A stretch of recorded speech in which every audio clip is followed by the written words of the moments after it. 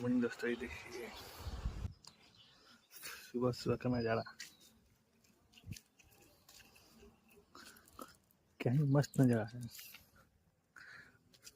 Brush कर रहे हैं अभी सुबह सुबह।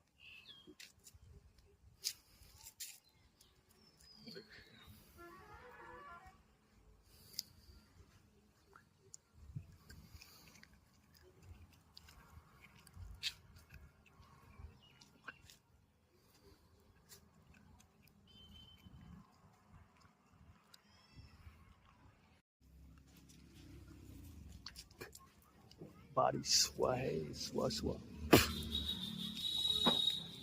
बिल टू रहा है सब।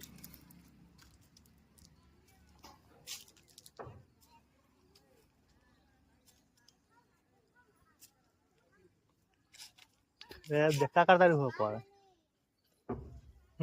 क्या करता रहो।